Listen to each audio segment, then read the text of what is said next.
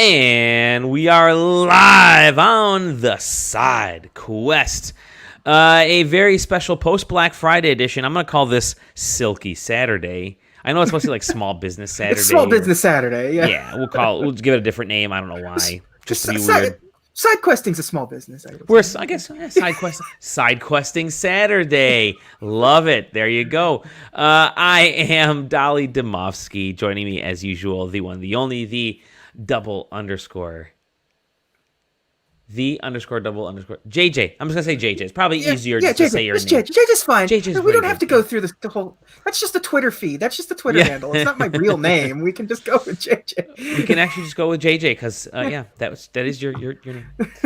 Oops, click the and of course I did the wrong freaking button. I'm trying to tweet this out. Here's how bad things are already getting. I tried to tweet from the SideQuesting account. Hey everybody, watch us. And I tweet from my personal account. Cool. The horrors of TweetDeck. There we go. I got it for realsies this time. Cool. SideQuesting.com is the website, and it is Saturday night. It is a couple days after Thanksgiving. We're here. We're going to have a good time. We're going to chat.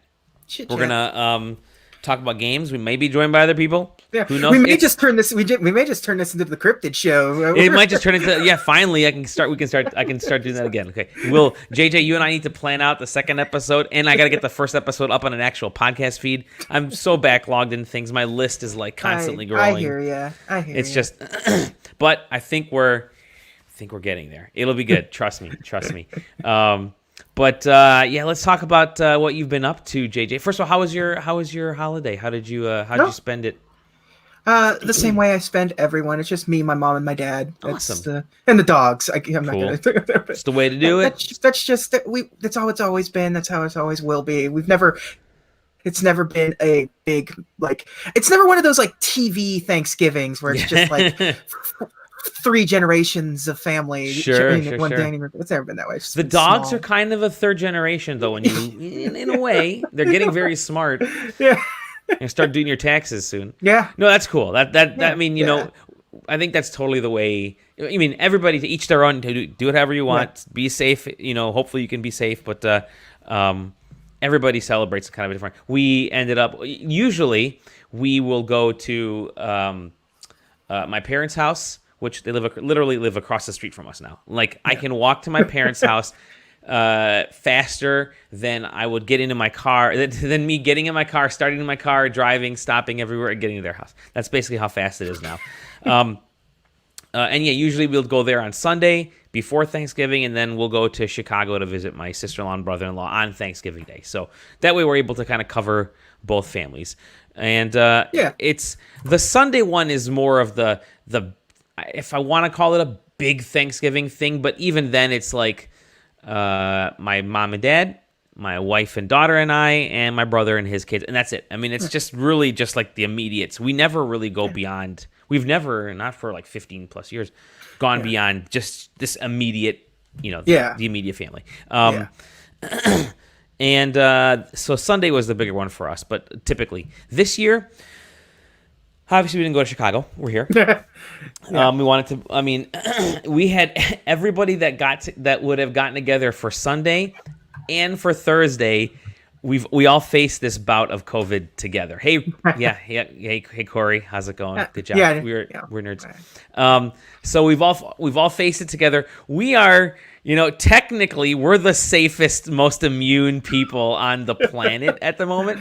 But even we did everything from we did a Zoomsgiving basically. We ended up getting carry-out turkey. Our the banquet center is attached to our church. Again, I'm not like super religious or anything. I like going there mentally. They have a really cool banquet hall there, and they're starving. They're starving. They're not making any business right now. A lot of stuff is shut down for the next few weeks, and so we thought they decided they decided to do this sort of Thanksgiving carry-out thing. So we got it.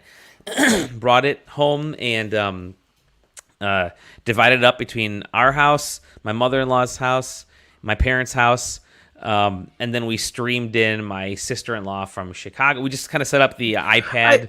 I saw you playing Uno. And then we played Uno. It was awesome. It's very easy to play Uno around because everybody has their own deck, and you're just like, okay, it's green 6, and then the next person is there. Yeah, I mean, chess is. Yeah. It's Yeah. like it's easy to sort of. There's not the rules may be complex to an extent, but it's easy to visualize it and set it up so long distance. Sam says he's on his way, by the way. Yeah, for Yeah, sure. well, And Sam. But we had a really good time. Surprisingly, and we got to stay home for a change. That's always kind of cool when you can just not have to go anywhere. And I saved, let's see, probably about 11 hours, 10 to 11 hours of driving.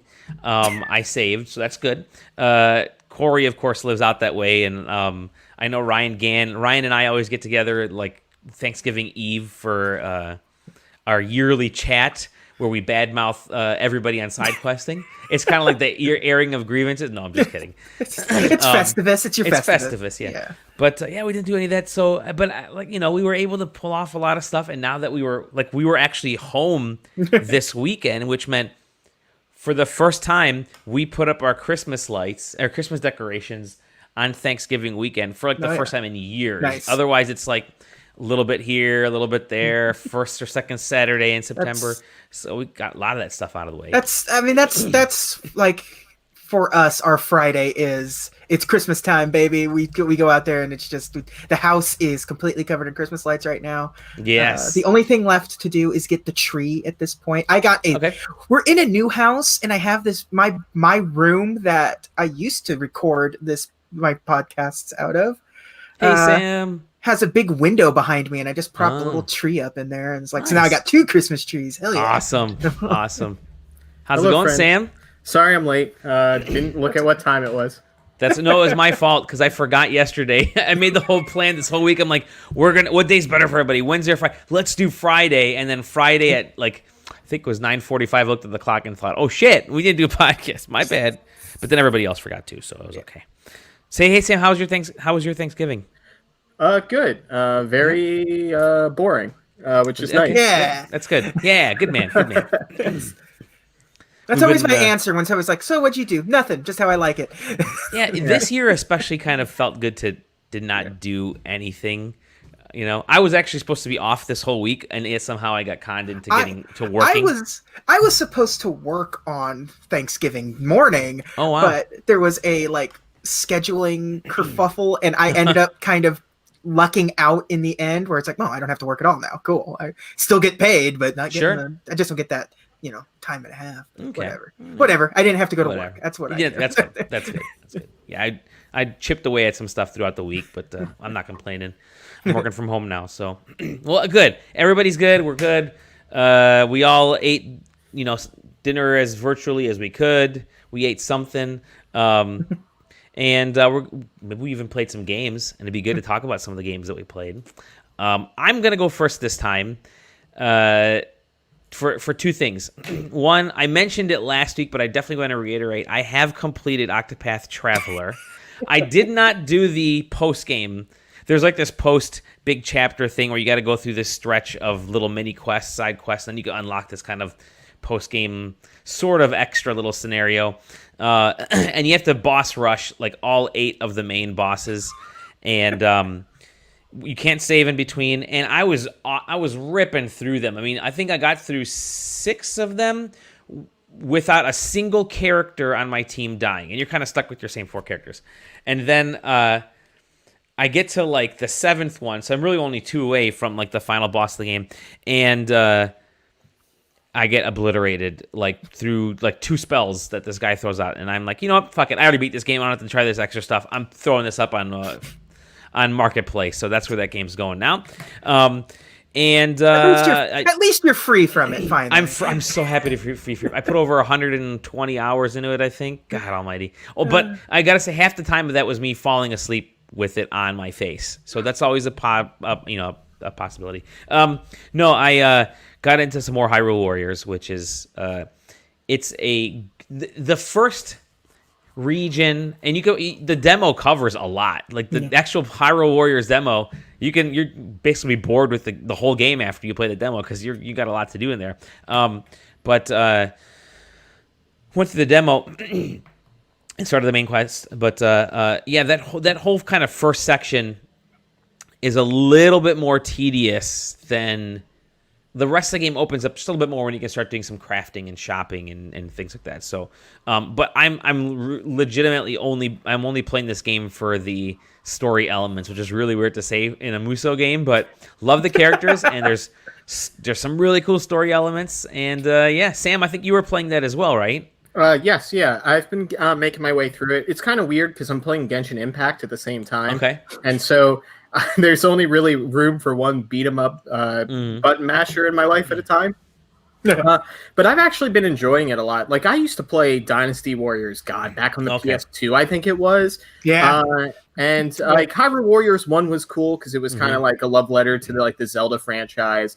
And I've tried playing a couple of other ones of those, and I really haven't enjoyed it. But I've been digging it so far. I really don't like the Guardian parts of it, the Divine Beast section. Oh, yeah. Because it's basically like a really bad, think of any shooter or any action game you played on the N64. And it's like, okay, and now we're doing a level where it's kind of like a guided just shoot 'em up arcadey thing, but then you get some movement and it tries to use the motion controls and it's just not great. It's like I said, it could be a little bit on the more tedious side if you're not not careful. But I just like it's a good game to just kind of palate cleanse, And we talk a lot about those palate cleansing games, and there really isn't a lot extra. There isn't a lot to really pull you into this game because you can get an OP character like Zelda or Impa and just plow through everyone. Impa especially, I think she may be well overpowered in this game. But you can plow through like waves and waves and waves of enemies. But it is awesome to just see this stupid world in all its glory. I'm really curious to see what Nintendo does Breath of the Wild 2, if we go back to this world or if there's some sort of like dark world version, like something even darker than Hyrule Castle and Breath of the Wild, the where you fight Ganon and Calamity Ganon. But man, it would be sick if they went back to the Link to the Past, like alternate reality dark world thing. Yes. I'm hopeful. I mean, there a lot of cool things that happen. So, but it has spurred me to want to play the good old Link Between Worlds. So I think I'm gonna pull that game out of the closet here and start playing that again. It's just that game's so fucking good. It is one of the best Zeldas. Period. It really is. It is. Yep. And then I've been playing for review. Here are my notes over here. A game for the Switch. It actually came out on the PC back in like January of 2019. It's called Art School. SQOOL. And this game is essentially like the trailer is really cool. The trailer is like, this weird Gumby little weird little dude, and you go to this, supposedly it's an art school, and there's an AI that gives you assignments to like sketch, and you're thinking, okay, cool. And as you go around this world, you're picking up, you're finding these different tools and colors, and you're sketching, and you think, wow, this works. This should be awesome on the Switch. And the AI like grades you after each sketch you do. So there's some kind of cool ideas in the trailer. None of that is in the game. This game is so disappointing, and it's bad. And I asked for the review code on Friday. Friday morning, we got sent an email from the publisher, like, "Hey, would you guys want to review the game?" I'm like, "Yeah, why not? Screw it. I'll review an artsy Switch game because I like the art stuff." Which reminds me to finish the Colors Live review based off the purchase I did. But I thought, yeah, why not? So they actually sent it to me on like Tuesday. I think I got the code. You can complete that game in one sitting and really maybe only 15 minutes. The problem with this game, okay, it's got kind of cool music. There's little cutscenes where this guy is like singing. Basically, he's telling his mom that art school is really weird and it's too difficult for him. And it's got this kind of cool visual style to go along with it. So you think, yeah, this could be something kind of interesting. But the controls are horrible. The touchscreen, when I'm playing on the Switch, you can play on your TV, and you use the analog sticks to try and draw doesn't work. That's why you want to play it undocked. If you play it undocked and actually playing in handheld mode, you can use touchscreen controls, which is pretty cool because you can actually sketch with your finger or a stylus if you have it. Yeah. But the box is like freaking tiny on the screen. You can't resize the box. I've tried everything. Supposedly you're supposed to. You can't. But you can do this sort of zoomed in mode where the box, which is like a square, fills up the center of the screen. So I thought, okay, I can sketch over this. Like, let's say one of the assignments, and they give you these weird bonkers assignments, like sketch a fast car on top of a slow car. You're like, okay, what does that mean? All right, I'm going to draw. So me being a car designer, sketched out like in a lot of detail, like two cars, basically one's mounting the other one and they're on the highway. And then it grades you on that. And I got a D. And I'm like, what the fuck? What is... And so I like wiped it, and then I just literally did like 3 scribbles, and I threw some like splatters around the area and changed the color a couple times, and that's all I did. A. And I'm thinking, all right, so apparently the grading, after I got through that part, the grading is completely... There's no rhyme or reason to how it grades. It's just it's all randomized. Only if you don't put in the effort, like if you only put like 1 or 2 strokes on the screen, will you actually get a bad grade. But it's random between getting a C and an A otherwise. So the grades didn't even matter. You can make it through this game. Doesn't whatever assignment that the AI gives you, you can pass it by just doing a bunch of squiggles and splotches on the screen. That's all you have to do, and therefore your character can sit in the same spot for 15 or 20 minutes, however long it actually takes to go through these 50 assignments to beat this game, and it's completely... There is nothing redeeming about this game. The cool visual style. But that's it. There's nothing else about this game. It's missing so much. It's like it's half complete, if that much. Makes me kind of angry that I had to play it, and I haven't felt that way. Like, if a game is just a bad game, I think, that was a really poor effort. If it's badly designed. This is just, like, purposefully a bad game. And I went to art school, and this makes me, as a former art school student, get very upset, and I'm hulking out when I'm thinking about it, and I'm going to pass because that's it. This game is not good. Avoid it. Thank you. Thank you, the publisher, for sending over the review code. I'm sure they're thrilled. Do not go to art school on the Switch. Well, they spelt it wrong. Is the first. They spelled clue. it. Buy a Wacom tablet. All right, instead. That's probably better. That's it. That's all I've been playing. What about you, Sam? Because we started talking about Hyrule Warriors. What else have you been playing? And Genshin. Just to double back on the Hyrule Warriors, why is it Nintendo's MO to always, if there's going to be a bird character, make them blue and a dick? Just True. like always their strategy. He's the worst guardian there is. I don't even remember his name, but that game's fun. Use the Zora princess. I think she's the best character. Yeah. At least from my experience. Mipha. By the way, this is really cool. All the names of the characters, Mipha, whatever they forget the name of the other names are. They're all based on musical keys. So like mi, fa. Yeah, because there's do. Yeah. Yep. And their little theme songs are based on those musical keys. Somebody posted that on Twitter, and I'm like, holy shit! Oh my god, that was awesome! Great idea. Anyways. I spent so much time in choir that like the tones of those notes are burned into my brain for eternity. So you're playing that, Sam, and Mipha is, I think she's the Zora one, right? Yeah.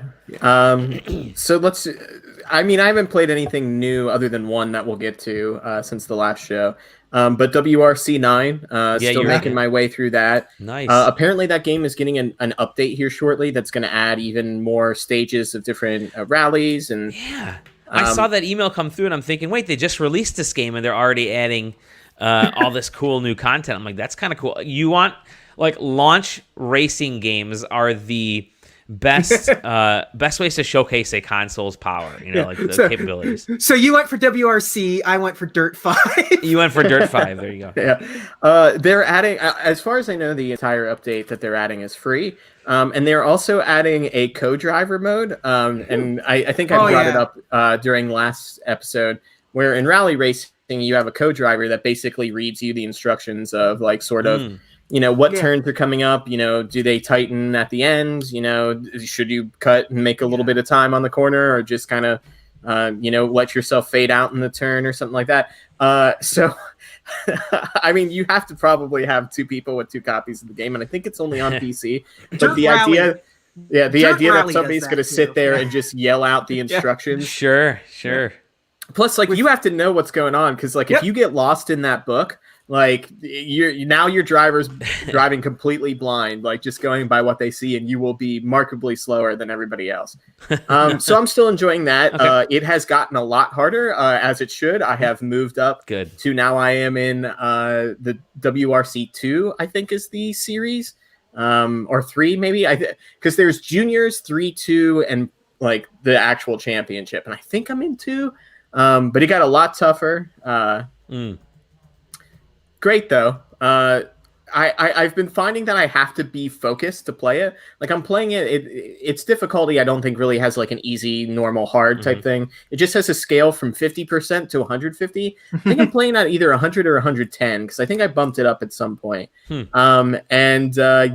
If you're not paying attention, like, you just lose time. And that's just the perfect game to frustrate you, where you look up, you finish a sector, and it's like, you're down 2 seconds. And you're like, oh, I got to make it up. And then you flip down a hill and get a 15-second time penalty. And you're like, well, I have 1 restart left. So do I hit restart and hopefully get a better time, or screw it up? And there's been quite a few times where I'm like, I can restart and be fine.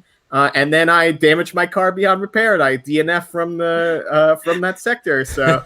not a good time. But yeah, that's still been enjoyable. Again, it's still great. I keep noticing different things about like the DualShock or the DualSense in there. There's sections of like, I think it's Rally Turkey, that it's like basically somebody just decided to sneeze rocks all over the track. So it basically plays like an audio file while you're running over these rocks, and depending on how fast or slow you're going, like the sounds will ping off more from the bottom of the car. And then, of course, like, it also then sends vibrations through the controller of like, oh, that rock hit you on the right-hand side, so there's a bigger jolt on the right as opposed to the left, and stuff like that. So it again, is doing some really cool stuff. And really, I'm starting to find out that them blending the audio and that sort of haptic feedback is really what's selling those illusions to people really well. Because like before, like there is, PlayStation's been doing these in-speaker or in-controller speakers for the last generation. And all that stuff always just seemed to be like, oh, you have a cell phone, so make the cell phone ring in the controller. Like, it's never really been like a smart implementation, where this stuff, like, I think it just helps sell like you the lie that like, hey, there's stuff going on inside this controller. Yeah, that's what I've been. Speaking of that controller, I've been playing Astro's Playroom, and I just love all the like little gimmicky things in that controller.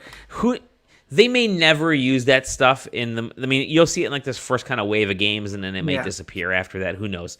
But if you get one or two kind of goofy haptic feedback games, if they just keep creating these Astros games, I mean, that controller is awesome. I love that controller. I like in the Astro stuff, like when you go into like tall grass, it makes it feel like there's resistance with the haptic feedback, but there's not, obviously. But there's not. It's just the way it's vibrating. It's the way they implement all that stuff, and the way your footfalls feel different depending on the surface, like how you can feel the difference between everything is. I dislike the look of the controller. Like, I think it's way too visually over-designed. As a designer, I get angry too. But I think the feel of it is great, and the stuff that they can do. Yeah, I want to create a racing game.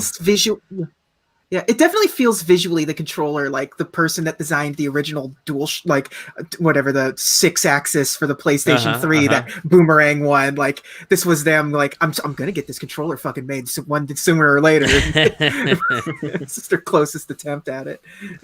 So it works great on WRC 9. Yes, yeah.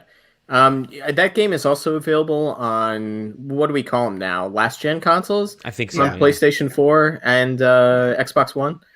So if you're interested in at least trying rally racing, I don't know that game, those versions have a 60 FPS mode. So your mileage may vary with that. Still playing a little bit of Fuser. Cool. You asked me last time if it was working on the PS5. And I said yes, which was true. But the very next time I went to play it, as soon as I got to the start menu, it crashed. Oh, no. It sent me back to no. dashboard. It hasn't happened again since. So just would like to say that did happen once. I'm still having issues with the single player. That game is just meant to just kind of hang out and play tunes.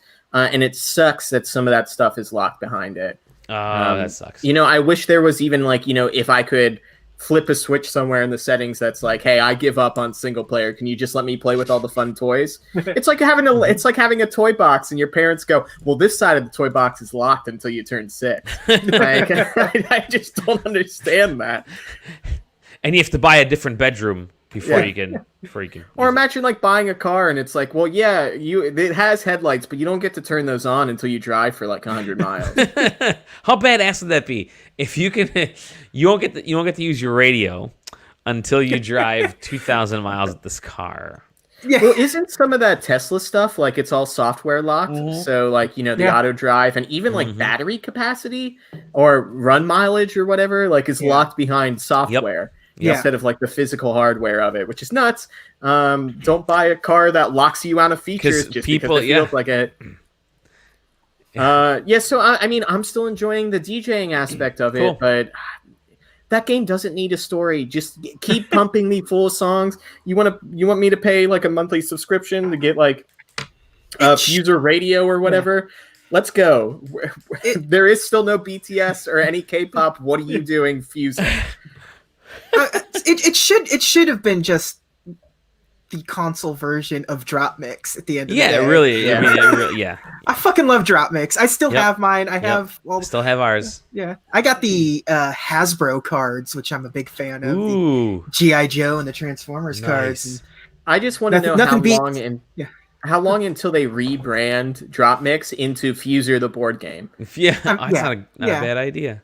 It just re-release all of the RFID cards, just with different just shove the cards into other cardboard or something. Yeah, it's amazing. By the way, you can looking right now, the card sets you can buy that drop these playlist sets for $10, which is kind of nice. They're still for sale. There's still tons of them. Wow. Interesting. I need to finish my card thing. I still like playing Drop Mix, fucking around with that. That's a good little toy. Yep. Cool. What else? Yes, the last thing, which I've been messing around with a little bit, has been Watchdogs Legion. Oh, interesting. On the PS5. All right. So far, the worst running game on the PS5 that I've played. The what? Worst performing game. Locked at 30 FPS. There is ray tracing. Sweet.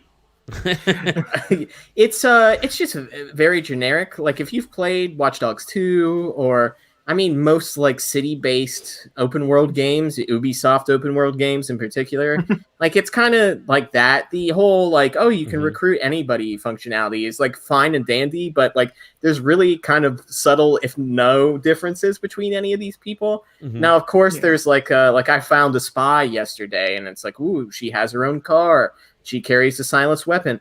Also, she has a death wish, so she just may off herself at some point, I think, is what they're implying, which seems not great to be in the middle of a mission, and the character just goes, I've had enough, and what? There is a permadeath mode, which I decided wasn't worth it. So, your mileage may vary on some of that stuff. It's interesting to see, it obviously was going for some next-gen-ness, but it cut some corners, and Digital Foundry did a really good job of explaining some of this, where it's some of the ray trace reflections and stuff like that include everything on screen, but then it leaves out on PlayStation 5 puddles, and then the water has this weird thing where if the thing that's reflecting into it isn't visually on screen, it doesn't exist in the reflection. So you'll have these instances you can get on these drones and fly over the water, There's times where you're like looking at the water and then all of a sudden like a texture pops in because now you can see that bridge or something. And it's just really jarring. And there's some choices like, everything that's technology is hackable and scannable and stuff, but that does weird issues with texture pop in. So like there will be times you're driving down the street and then all of a sudden buildings will just start flashing white because it doesn't know how to handle like, oh, you looked at the 5 things in this turn that you can all hack, and now it's like, we don't know what to do visually because we turned those things white. Here's this. So here's some issues. I did mention last time that WRC 9 had some weird judder to it, and I noticed some of that stuff going into Watchdogs Legion. I'm going to have to make a correction, and I feel like this is going to have to be discussed with reviewers and stuff going forward in some of these next gen games with some of these or some of these televisions that are going to be like the ones that people recommend to play these things with. So specifically, like I'm running an LG OLED, and OLEDs have an issue. Well, I mean, it's not an issue, but these panels are 120 hertz. Anything underneath them has like weird judder and stuff like that, unless you're using something like VRR, which the PlayStation 5 currently hasn't implemented, but the Xbox One does. So the way to get around that judder, which is basically, if the television like wants to respond with frames and there's nothing there available, or like if it has a weird frame pacing thing or any sort of issues, it will just occasionally just sort of like not tear, but put a duplicate frame or skip a frame. And it's something that specifically OLEDs do. So it's not performance based of the game. It's the OLED itself doing this. The way around that is to use black frame insertion. And the way that works is every other frame, it puts an entirely black frame on the screen. Oh, wow. The issue with that is people with sensitive vision see that black frame. So I have an issue where I can't play with black frame insertion because it gives me a headache. Because what it's doing is like in any time there's a light scenario or a light scene, you can start seeing like the flicker of the black frame in between it. Now, some people like that because it gives it a more cinematic quality to what they're seeing. But it gives me a headache. Because I started reading about it because I started noticing that judder in Watchdogs also. And I'm like, why am I seeing this? Like, what's going on? Like, is there something wrong with my television? And it turns out that no, it's just a feature. Well, not a feature, but something that these OLEDs do. VRR is there to sort of compensate for it. But that wouldn't even help with Watchdogs because that's at 30 frames per second and is below the sort of VRR threshold that my OLED at least has. So we're going to get to the point where we're going to see reviewers and stuff mentioning what sort of setup that they're running these games on. Because, there's going to be certain features and there's going to be certain aspects of these screens that are going to affect the visual quality of what people are seeing. And I mean, I work in technology and like, that what I just said about all that stuff was sort of like, an overview, but not anywhere near like 100% of what that issue is. And I probably got something wrong in there too. Like this is the type of stuff where Digital Foundry is really going to shine, and these other sort of channels and groups that are more specifically talking about like not only the hardware but the hardware it's attached to. So I hope we don't get to the instance where there's some game and a bunch of reviewers are saying like, oh, this game had really bad performance issues, but really like all of them were playing on a specific set or a specific something or other that's sort of causing these issues. And like another thing is right now there's really no capture devices that can capture at 4K 120 HDR. And most people's capture devices even have a problem with 4K 60 HDR. And then you get into the weird issue of like if the game's checkerboarding, then it might downgrade it to 1080. So just as a word of warning, if you're buying a brand new console and you're buying a brand new television, like do your research on both. Like maybe go to YouTube and search like, PS5 and whatever the name of the television is that you're looking for, and just sort of see if there's any sort of these problems. Like OLED, I mean, I still love the OLED, and that sort of judder doesn't bother me much at all. Like I don't see it at all in Demon's Souls. I didn't see it at all in Astro's Playroom. But I have noticed it in WRC and I have noticed it in Watchdogs Legion. So, just something to keep your eyes out on. Other than that, maybe just pass on Watchdogs Legion, because it sounds like the PC version is having issues where even like people with 2080s and like i9s are having like real problems running that game at like ultra anything. And trying to run it at like 4K 60 is just like an impossibility unless you have like a 3090 and like some i9 that's like overclocked. So hey, I get it, it's aspirational, but maybe it's just a touch aspirational at this point.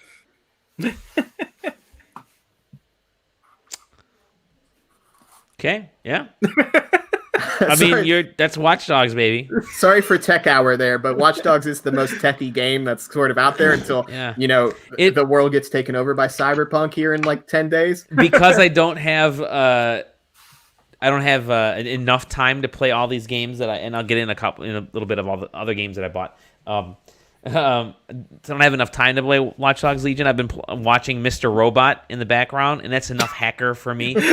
So that's the problem. Like, I like just sort of playing in the world that they've created with the tools, but I do not like playing the game or any part of experiencing the stories, the really bad stories. And they're re-releasing that first Watch Dogs game in a remaster, which is just like, why, guys? Why? Can we also talk about Ubisoft's like weird direction they're going, where they're just like, cussing is cool, and like everybody just blasts F-bombs the entire game. Like, I counted like 5 in one sentence earlier today. To be fair, that would be me in the game if I were in the NPC in this universe. It's amazing that there's so many F-bombs in Mario versus Rabbids. I mean, that game.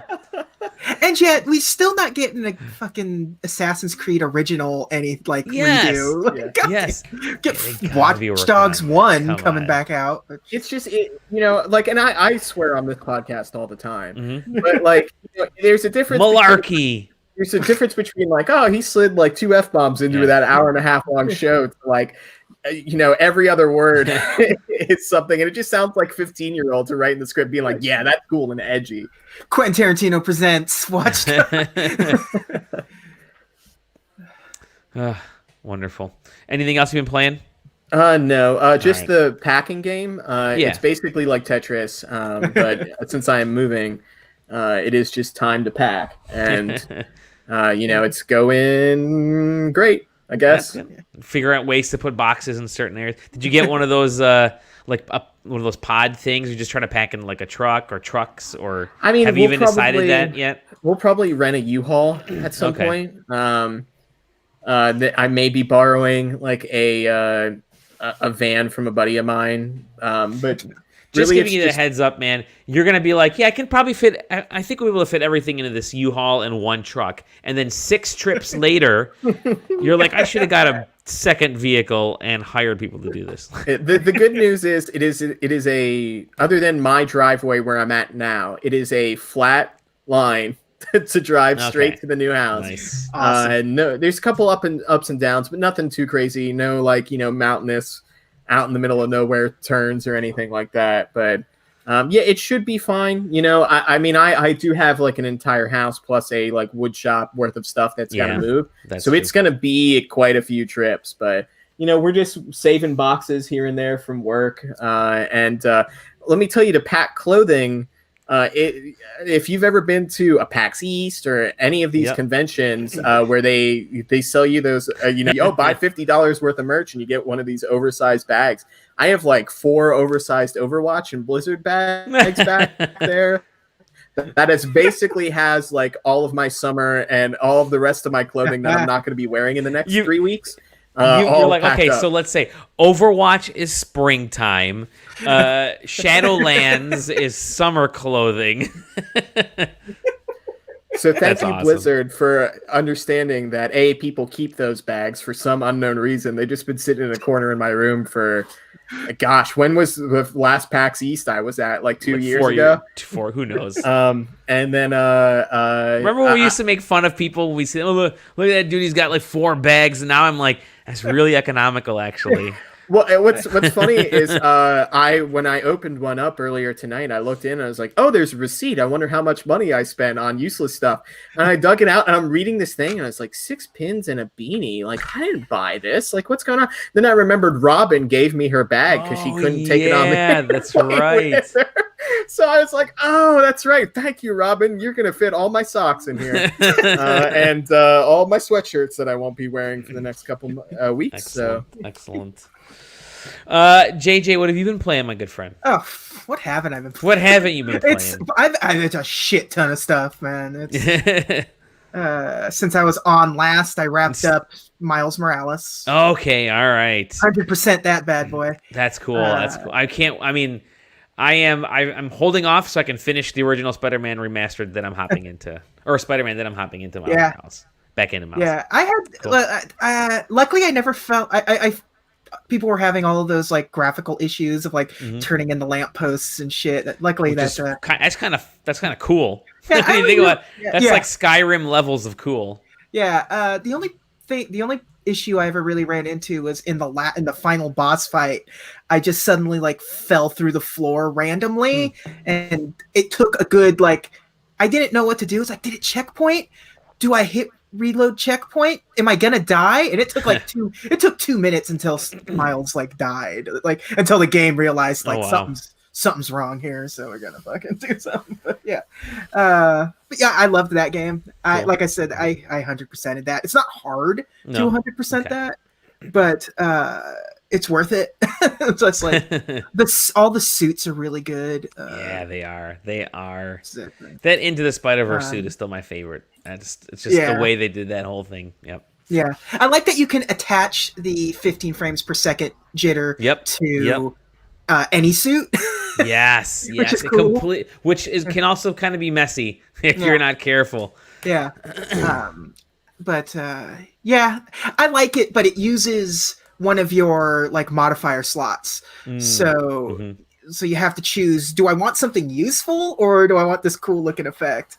Actually, it technically uses two, because the jitter and the onomatopoeia effects of when you make contact and you get the Batman 66 biff and bams and stuff, that's its own separate suit modifier as well.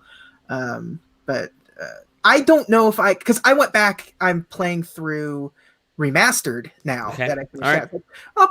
I played through that, and boy, that's the process to get your save file transferred is garbage. But you got to still own Spider-Man for the PS4 in order to get your save. It's not saved in the cloud in the traditional sense, so that sucks. But it is what it is. But I miss having Miles' power set a lot. I love turning invisible. That makes for some really fun segments. It really does.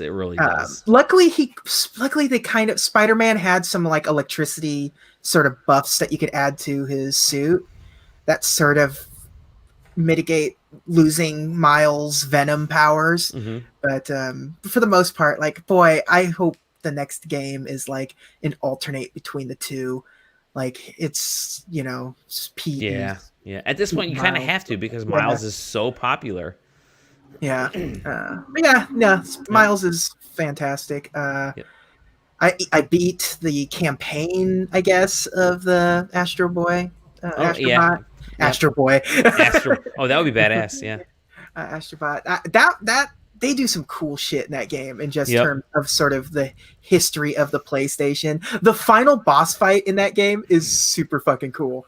I haven't gotten to that point yet. I've got 3 of the 4 areas kind of cleaned up. But I will say this. Yeah. It was really funny today.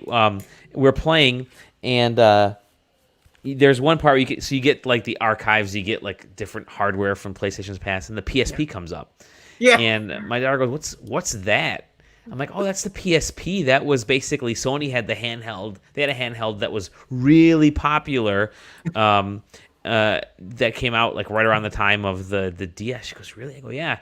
She's like, "Whatever happened to that? That looked pretty cool. They must have made a ton of cool stuff after that, right?" I go, "Yeah, no, they came out with the Vita, which was a really cool looking but incredibly expensive handheld that didn't have a ton of games on it." She's like, a very nice Persona 4 player. Yes, exactly. For me, the Vita exists as this Final Fantasy machine, because you can play fucking everything up to 10 on Crisis Core is on there. It's awesome. Yeah. No, it's yeah. So yeah, Astro's Playroom is cool. That's good. It's good. I'll get in. I'll probably finish it tonight. I got an email from a friend that was like, "This one on sale. Here, suffer with me." So it was the WWE Battlegrounds game. Oh man, yeah, we talked about that, right? Oh my god, it is fucking a cell phone game that they clearly just remastered into a video game. So that's what's the name of the company that does that? I don't remember. Whatever, but they're the ones that do like the NBA Jam or knockoff. Yeah, it's the play, like, because they all have like playground. NBA, yep. There's NBA Playgrounds, and there's another one there's another one that's there's another one, but they're even the NBA Playground games felt like, and I think I noted that when I played it, when I reviewed it, it's like, wow, this feels like a mobile game. Yeah, it doesn't control very well. It's the thing about it is that like it's technically fine. Like it plays infinitely better than the most recent WWE game. I have what is it, 2K21? I forget what the fuck it is. 2K19, I think, actually. No, because it came out last year. Yeah. Okay, then 20. I got it on PC and came in a humble bundle of all things. Oh wow! All right. And I cannot have a match in that game without the game just crashing the desktop. Wow. It's done, and it's before you can hit like rematch or exit. It's just like, nope, you're done now. It's a fucking mess of a game. So at least this one functions. It plays. It's a very simple game. It really is. It feels like it could have been on like a controller with only a couple of buttons. Because again, it feels like it's a cell phone game. It has all of the trappings. It's got 2 currencies. Most of the roster is locked behind, like, you get it, and it's like you can't even play as like Randy Orton out of the gate, like a massive superstar. You'd expect that to be like the Legends or or something, but like just like Daniel Bryan is a character you have to pay with in-game currency for. And that's their way of doing it. That's the company's way of doing it. Playground games, whatever they call it. And visually, like, the character designs are bad. But it's like it seems like it's trying to be like that WWE All-Stars game from like a decade ago, which was okay, but visually also really rough. And but like as a simple sort of like put in a match or two, it's okay. It's like it feels like it's a $15 game, and I don't think you would feel bad if you paid $15 for it and just like wrestling, because it's silly wrestling. Like, I got thrown into a coffin, and like it, like, of course, as one does. It's wrestling, so yes, it is a common occurrence, but like it like vibrates, it like shakes me up and then spits me out, and it's like there's an alligator that can eat you, and you know, it's got a story mode that is boring as all get out. But like, and it just, all of it just feels like you're supposed to be swiping on a menu or something. Sure. So like, you know, it helps that I didn't pay anything for it, but you know, I would never recommend it to anyone. You have to be a major fan, but. To their credit, they have been adding characters, like, and free. They're free in a sense, like you're going to use your in-game currency, but you know, it's not that hard to get some of the in-game currency, so it's something you can do without spending a dime. But so like they just added Gronk to the game. One of the best wrestlers, actually. So there's that. Wait, Gronk from An Emperor's New Groove? Yeah. Man, if it was, I would change my tune a bit. I'd be downloading this game right now. That's the case. But yeah, there's that. I got a couple of review keys that I've been plucking through. I got 80s Overdrive for the Switch. Yeah, I'm curious about that one. Well, apparently that came out like months ago. Did it really? A while. It came out in like May or something. So I think they're like, hey, you want a code? I'm like, sure, we'll take a code. Yeah. It's very, very, very good. It's cool. If you like Outrun or the Outrun adjacent style games, I mean, that's all it is, and it's great. It's got a great aesthetic. It has they're pushing the limit of what sort of like doubling down on like an 80s aesthetic is. Sure. Like there's like almost too much neon, but the soundtrack's really fucking good. Can never have too much neon. Yeah, the character select screen is great because it's character select, but it's just sort of what your avatar is. But it's all of these like 80s and 90s sort of like ripoffs. Like that's clearly Mr. T. That's clearly Will Smith. That's clearly Tom Selleck. Like it's good. I mean, there's not much to say about it. Like I'm sitting there playing it, and then I'm like, I don't know what I would write a review of this for, because it's great. It's functionally great. It is very much a throwback to those games. It is that sort of time-based, you know, point A to point B, and how far into this map can you get, kind of thing. And I love the pixel graphics on it. It's the really tight pixel graphics because they're not like the chunky stuff. They're not trying to make it look like it was a 16-bit game or something. They're trying to just make it pixel graphics to sort of make you reminisce about that era, but not actually try to replicate that era, which is really nice. It's how I think it's the way to do it for a lot of this. Yeah, it's really good. I highly recommend it. If you like that thing, I mean, if you like that kind of game, which I do, I've always loved Outrun and whatever Outrun adjacent kind of games, you know, even things as simple as like Road Blasters and Spy Hunter and those kind of just drive. Sometimes there's an objective, sometimes there's not. Yeah, and it's got good like ripoffs of like, you know, Lamborghinis and stuff like that. So yeah, I highly recommend that. I was been playing for review Puyo Puyo Tetris 2. Oh, that's right. You got a code for that one. Yeah, a code for that one too. That's a tricky one because it's very good. Did you play the first Puyo? Yes. Yeah. I like it was fine. Then you've played this one. That's what's hard to write about this one because they only added one new mode. And it's a fine mode, but it doesn't really add much to the game itself. And the story mode has like an overworld map this time. And you know, and there's, you know, light RPG elements in the new mode and stuff, but everything else is pretty much exactly the same. I can't tell any difference with any of the there's like no new functions, no new controls, no anything. It's Puyo and it's Tetris. And so that's sort of the tricky part about it. Like, what do you say? Because it's really fucking good, but also you could probably just get Puyo Tetris 1 for $10 somewhere, you know, and you're going to be getting effectively the same game.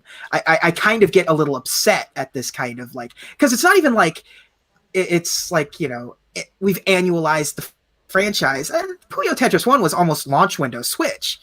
Like everyone bought it. Everyone bought it because it was the portable Tetris game on the Switch. Like, and everyone's like, "Oh, this is a really cool idea to mash these two together." Yeah, and I've never been a big fan of Puyo. I mean, I like it, but I don't like it competitively this way. Like, because I have a hard time seeing spatially what you're supposed to do with Puyo, because the whole goal of Puyo is to chain them together. So you want to like make them go away and then have them keep disappearing like in a single chain, and that's very hard for me to do in a competitive setting.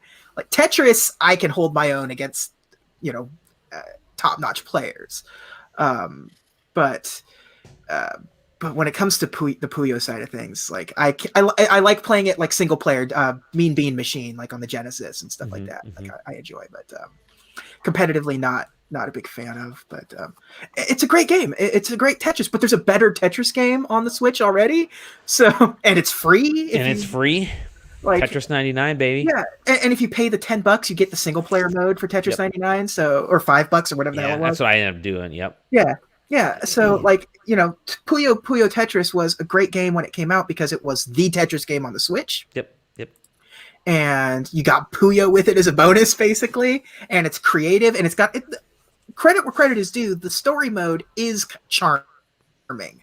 The character, it's very anime. It's, you know, it's visual novel presentation of like, you know, the characters, just flat graphics communicating with one another, and they've all got personalities, and it can be funny. It can be, you know, but but it's just there's so little done to it years later. Like we're years after it was originally released, and it's just like, and you're gonna charge, I don't know what the retail price of it is. I would assume $40, but if they're charging anything more than that, they should be ashamed. But yeah, it's good. If you don't have Puyo 1, it comes out the 8th. So So next week, yeah. next week. So does that campaign teach you like how to become better at that game? Because that's the problem I have with all those sort of like Tetris and other like puzzle games where it's like, oh yeah, now just be better at Tetris, and you're like, okay, well you didn't teach me how to be better at Tetris, so I'm just gonna suck. It doesn't. It just expects you, because out the gate it throws you. The first stuff you have to do is Puyo stuff, and Puyo stuff is tricky, and it doesn't tell you. Like even the characters are kind of learning about what, like, because like there's the Tetris characters and the Puyo characters, and the Tetris characters like, oh, I see. When you match 4 together, they disappear or whatever, and it's just like, but it never teaches you any skills. It's sort of expecting you to learn it. They don't even really explain to you that the only way you can like fuck with your opponent is to do chains. So if you're doing Tetris, you got to do more than one line. One line gets you nothing. 2, 3, 4 Tetrises, they send traps over to your opponent. And same thing, Puyo. Like it's easy to get 4 in a row and clear space. It's exponentially more difficult in Puyo to chain enough together to have any effect on the traps you're sending to your opponent. Because Puyo's trickier. Puyo expects you to have a much a third eye to see the future of like, well, these are going to fall and collapse into this way. Tetris is pretty straightforward as long as you understand 90-degree angles and how to like T-spins, which that's a T-spin. T-spin, baby. I mean, I think I know what that is, but like at no point does it like go, hey, a T-spin is when you put the T piece in and you flip it around. There is no Tetris game that explains it.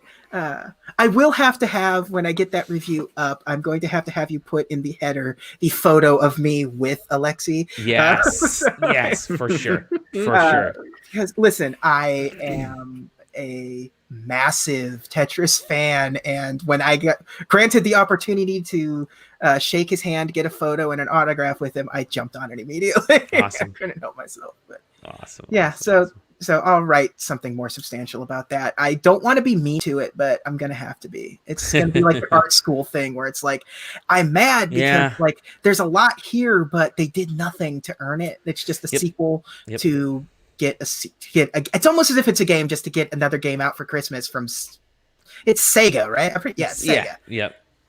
And Sega doesn't like, it's like, you got the Yakuza shit. You don't have to just like, I guess you don't have anything on the Switch this year, I guess. I don't know. But there's that. They had the oh no, the Olympic thing came out last year, didn't it? Yeah, that was last year. Oh shit! Yeah. Wow, well, yeah, it did. The big Black Friday deal this year was the Sonic Forces and Monkey Ball 2-pack. Yeah, fuck that.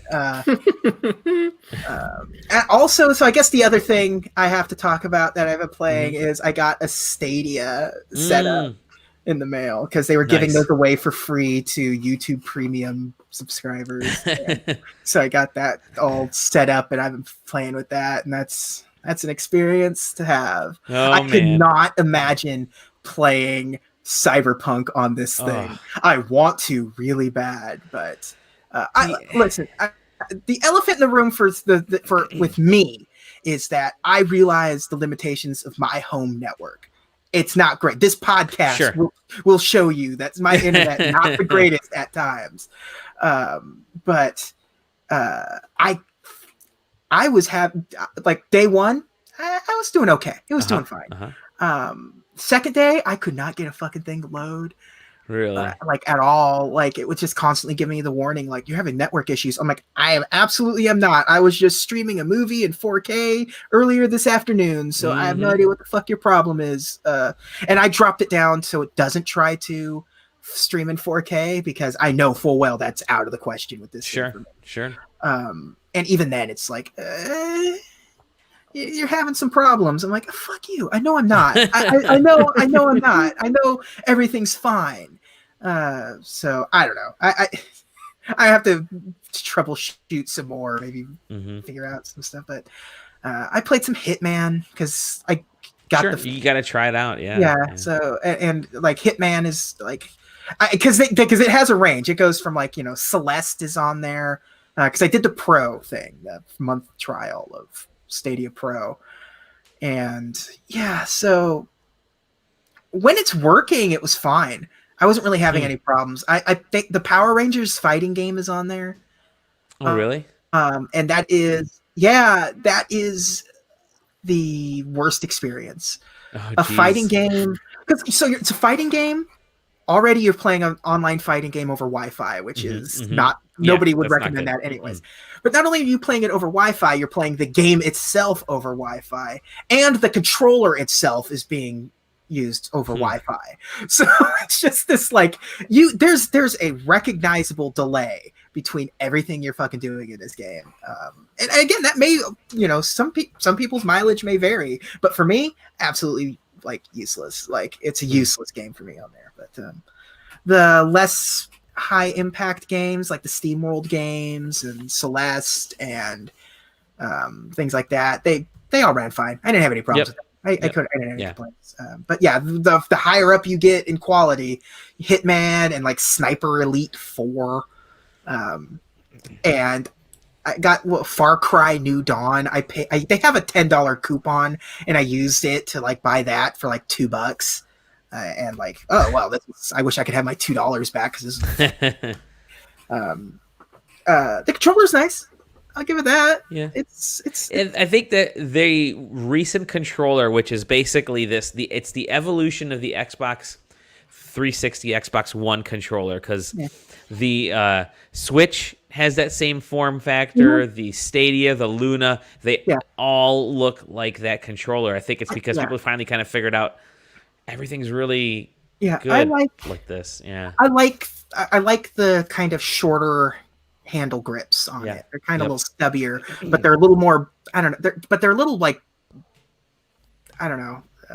bulbous. I don't know. They're a little thicker than like the Pro controller for the Switch or something. Sure, so they've got a nice feel. But you just sit there and you're just playing with it, and you just kind of have like. I don't know who this is for, honestly, because the games that they're using to sell this thing, because like they are using Cyberpunk to sell this thing. That is something that like that's the messaging for it. You're gonna be able to play Cyberpunk. You'll be able to play Cyberpunk like on a high end computer without having the high end computer. And I'm like, there's the person that you're selling this to that has that network that is going to be able to support Cyberpunk in that way. Probably already has that PC to play Cyberpunk the way they want to play it, because it's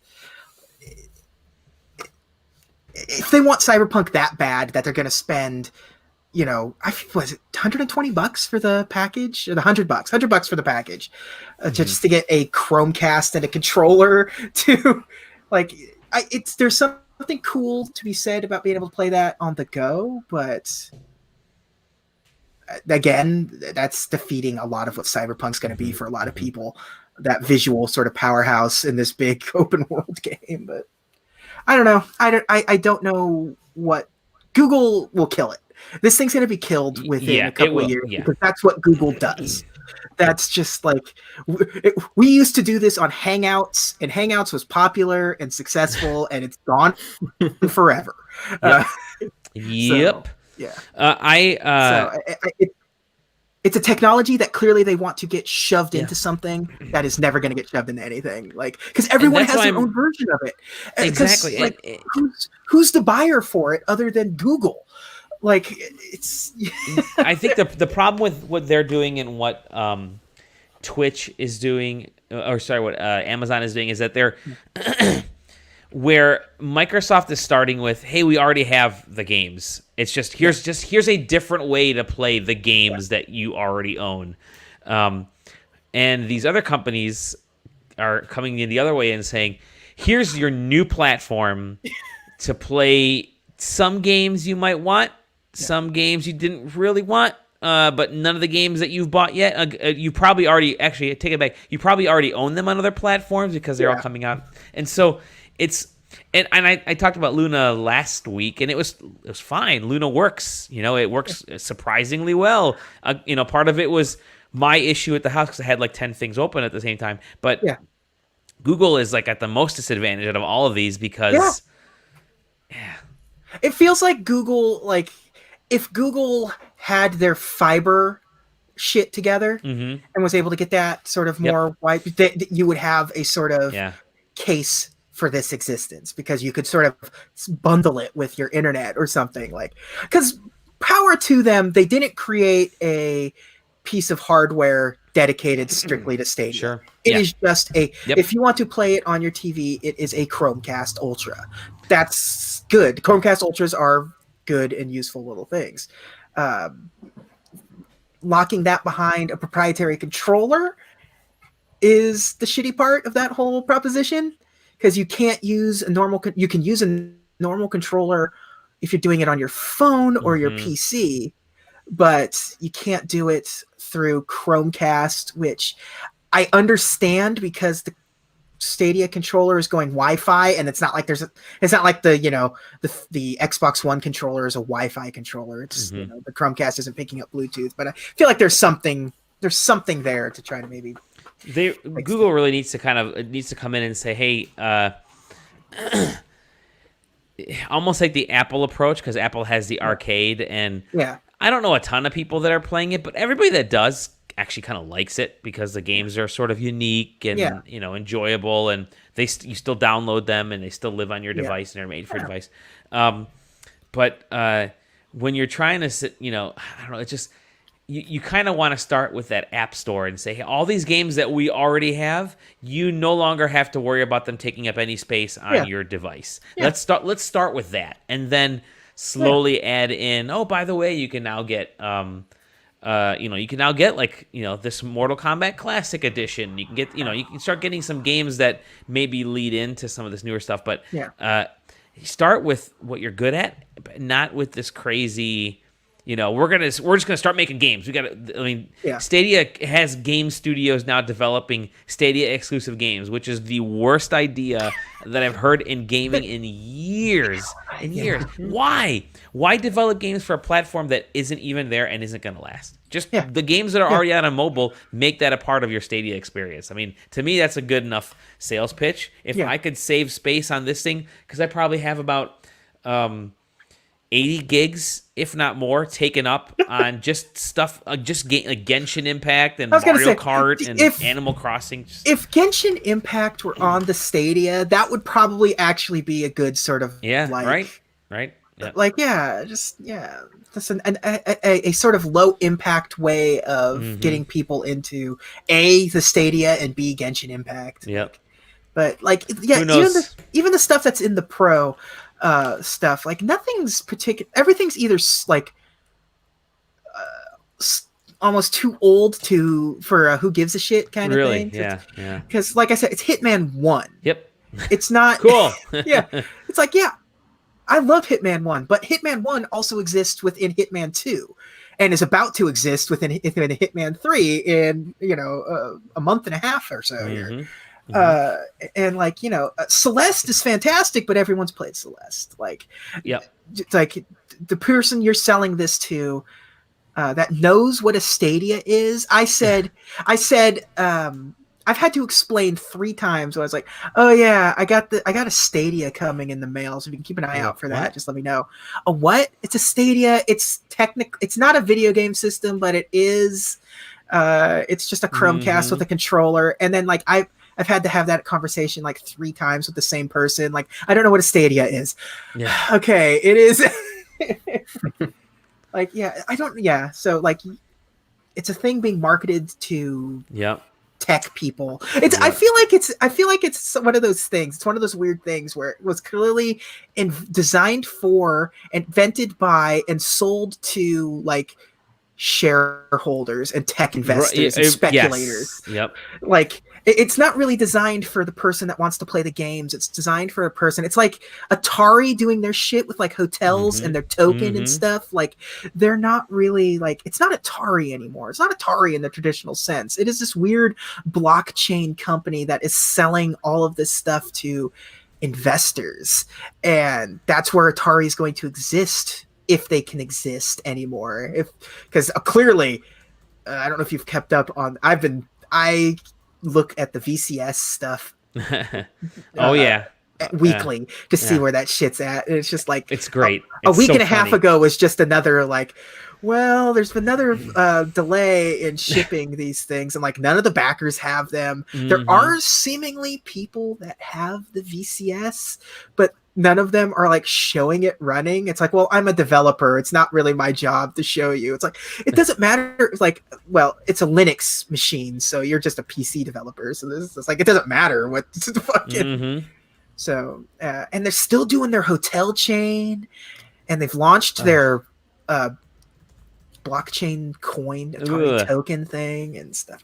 It's a weird company right now, and I don't know why I went on this tangent. Oh yeah, it's because it's investors. Yeah, yeah. But I think that's it for the most part. I mean, Dirt 5 also is what I've been playing. But what I've talked about Dirt 5 last time is the exact same opinion I have. It's a fun game. It's a fun arcade racing game that doesn't use the DualSense stuff. It sounds like to the same effect that WRC is. So WRC is nuts.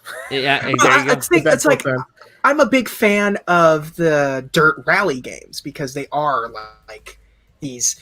Somebody sold it to me. It's like this really it gets thrown around a lot, but this is kind of like the Dark Souls of racing games because there is zero error. There's no error you can make. You have to kind of know the track layout. You have to understand what your spotter guy is telling you, and you make one mistake, you're not winning. So, and it's in VR. That's scary.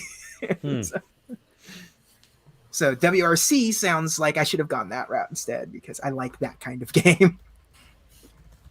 Well, it's certainly the time of year to buy games, that's for sure. And I wanted to touch real briefly on some of the stuff that maybe we bought. First of all, there isn't a lot of news. We'll get into really 2 news bites here in a second, but I'm curious to see what you guys, if you guys purchased anything during Black Friday. I started talking to JJ before you joined. This I purchased. So got myself the Final Fantasy VII Remake. I finally joined the club. I bought this twice in the last 4 days because Best Buy had it for like $29.99, and then here comes Target for like $24.99 or something crazy like that. So and I'll just return the Best Buy version. Yeah, there you go. And then I picked. Yeah, I fucking love that game. I can't wait to play it. I can't wait to play it. That game. And then I picked up.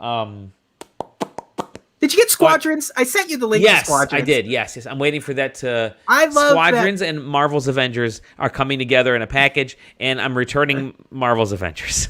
They haven't arrived yet. I think they're due to arrive at the beginning of the week. I've given up on them.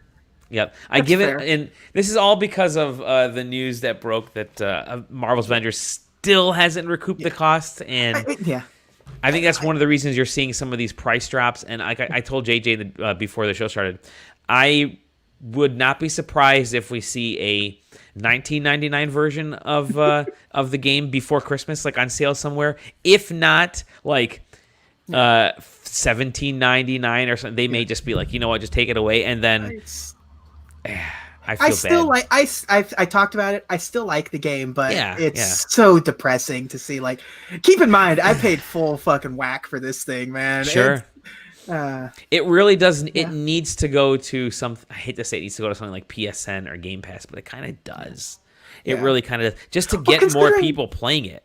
Well, considering, because like I said, it is a good game, and I think if you get it into the hands of more people, when if that content starts rolling in, I mean, each one of those will have a battle pass associated with each character. That's 10. I'm like, and you know, all the currencies and stuff. You will make that money. You will make money on it because it is a pretty, like, overall, it's a pretty fun. Just kind of get lost in it, playing as a superhero kind of game. But I think if you just get it into the hands of people,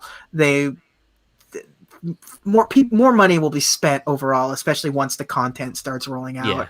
Like we were saying before the show started, the PlayStation 4 version has that big starburst on the box that says like play as Spider-Man exclusive to this edition, and we are months into the existence of this game, and there's not like a hint at what that means. There's no trailer, there's no screenshots, there's no like, is it going to be its own is there going to be a campaign associated with it, or is it just Spider-Man? Is it the video game Spider-Man? You'd think having the Miles Morales game and the remastered edition come out, they could have like piggybacked on the sort of Spider-Man press, but also probably not best to get too many eyes on you right now if it's not looking so hot. So, but yeah. So and on the flip side, you got Squadrons, which wasn't going to get any content, and they just dropped a free update to it. They did, and that's only $17 at GameStop. So God bless you. That game's genuinely great. $16 is it's a perfect price. It is. It really is a great. Good. It was like $40 was already pretty decent for considering you're getting this game with like a VR aspect to it and everything, because it's definitely one of the best VR games I've ever played. Are you playing you played the VR on the PS4 or the PS5? I haven't got the PS.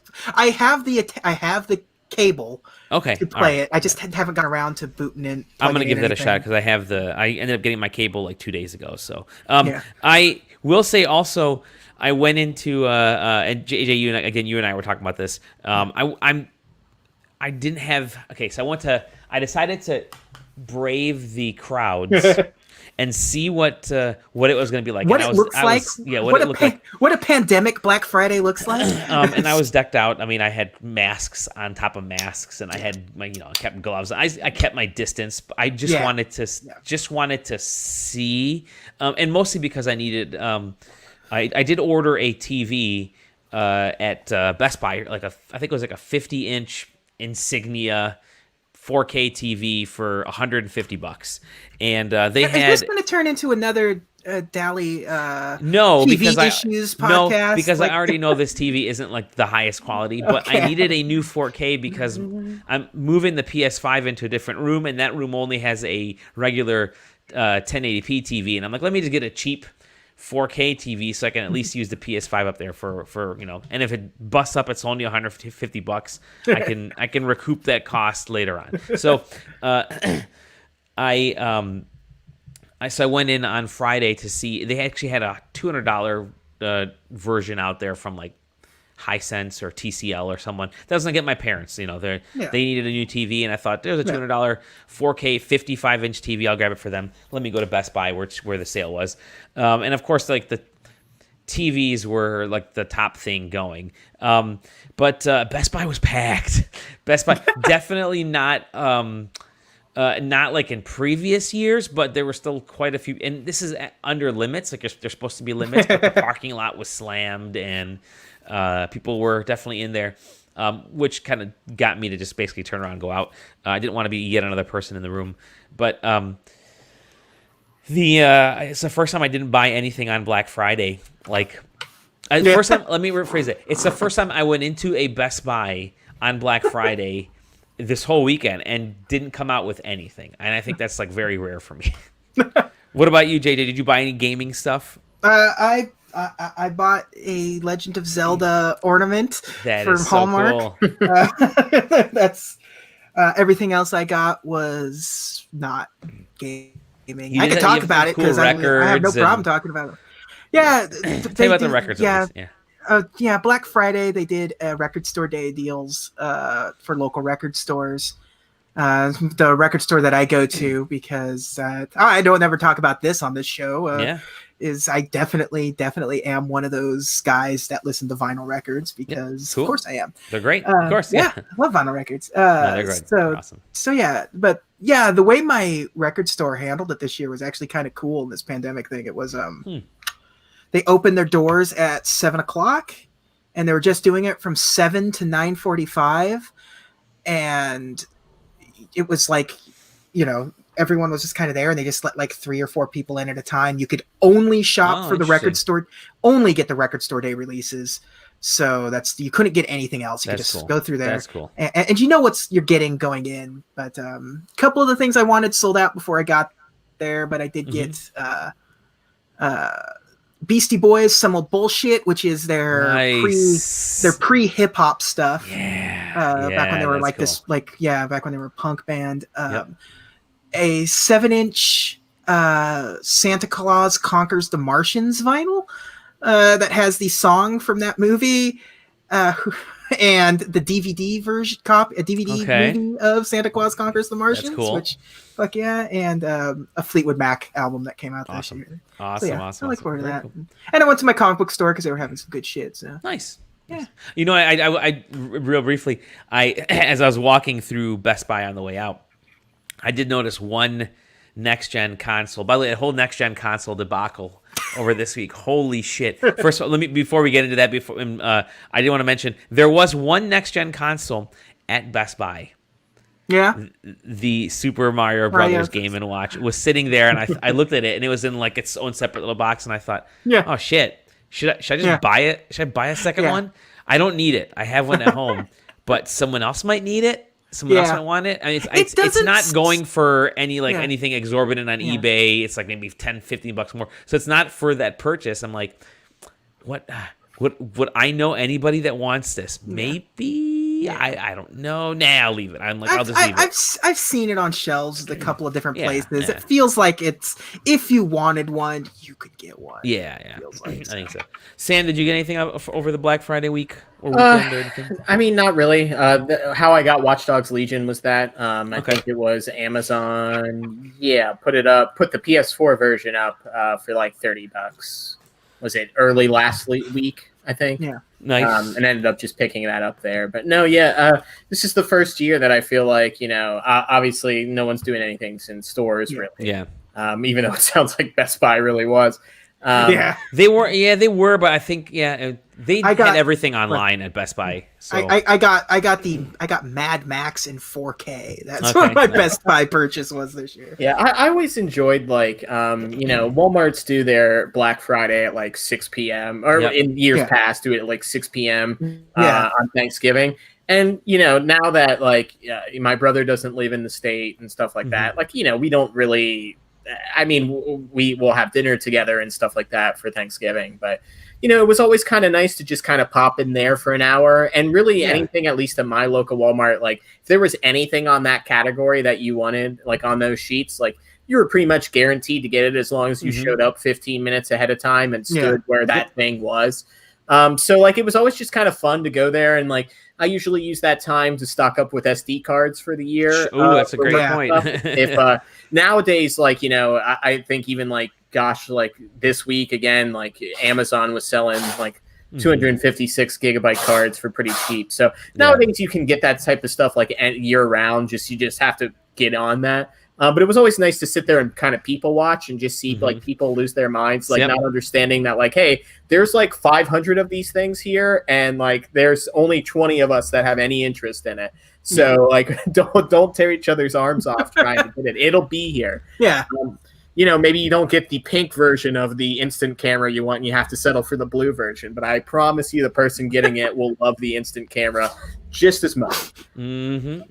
So, except for there was one year where Nintendo was doing those $100 3DSs.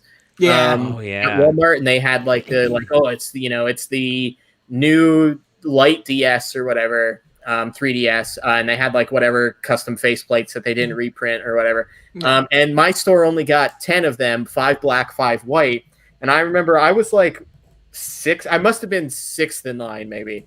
And I ended up getting the last white one. And this lady stops me on the way out and is just hey, I was going to get that for my grandson. You're ruining my grandson's Christmas. And I was like, hey, that sucks, but my partner is really going to enjoy this 3DS. So, I don't know what to tell you, because me giving this to you takes it away from somebody else's Christmas. So my bad. It's I followed protocol here. Yeah, literally. It's not I cut you off or anything. I showed up 15 minutes before they just started selling things. I didn't show. I just happened to show up, see that there was a line, and I was like, "Is this the 3DS line?" And the lady said yes, and I went, "Cool, I guess I'll just stand here for that." Yeah, I've done that in the past too. I kind of like that queue system at Walmart. And you seeing some, you'd see those people shift between queues if they were really popular products. I'm gonna go to the Instapot, I'm gonna go to the Keurig's on sale, and then you see the same guy at 4 different queues.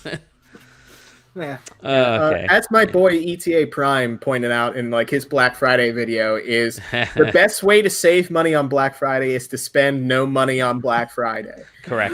Nowadays, all these every piece of technology goes on sale. Yeah. Like, like even TVs, like if you missed your Black Friday TV that you really wanted, wait for the week or two before the Super Bowl, and it'll be probably lower prices. Yeah. Yeah. And not these weird like Black Friday like model versions where it has one less HDMI or it's missing some feature that the like big boy model has. Like it's gonna be those models. And I mean game stuff, like if you were in the market for a Nintendo Switch and you were gonna buy Mario Kart anyway, like why not, I guess, right? But like the Switch Pro is probably coming. Let's hope. My brother was pretty funny because he's trying to buy his boys, my nephews, a Switch, and he's like, yeah, I can't find that. And it was actually a little difficult. Like nobody had the Switch in stores, the one in stores with Mario Kart. Like sold out everywhere, surprisingly, maybe unsurprisingly, because nobody could get a PS5 or an Xbox. So that sold out everywhere. He says all I could end up getting was this like weird Animal Crossing one. Yeah, and I'm like, so you got the better one then, right? Yeah. You got that one. That's the better one. Yeah, it's weird that Nintendo like they flooded the market with those Animal Crossing ones in their re-release. It's crazy. But I think, I mean, it's let's shift on to that as part of the news. Unless you had anything else that you bought, Sam. No. I mean, I did buy the Adventure Zone board game, but that wasn't Black Friday related. The orders just went up for that yesterday. Oh, that's right. Okay, yeah, I should do that too. I'm gonna do that. I forgot about that.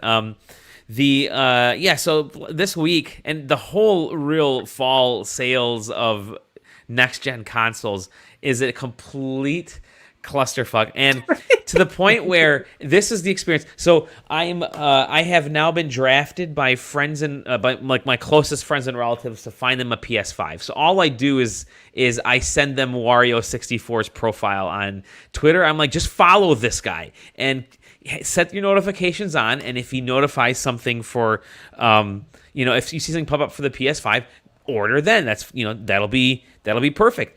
But no, they don't do that, and so it's on me. Yeah, so it's like what I'm telling you to do is what I'm going to be doing for you. So just exactly, cut me out of this equation. And it'll be faster because you'll see it and you can click the link, because by the time I send you the message, it's all sold out anyways. And they expect you to order it and they'll pay you back. Yes, and that's what I've been asked by a couple friends. Anyway, so I this whole week and these last like couple weeks is me looking at them going up and then saying, okay, well, let me hop on there and order it for my nephew or my cousin or my buddy and my neighbor in some cases. And so I hop on and like it's just everything is crashed. The whole thing is like, you can't get onto the website. It's you'll be the first one. There's the yellow button or whatever on every website. You click add to cart.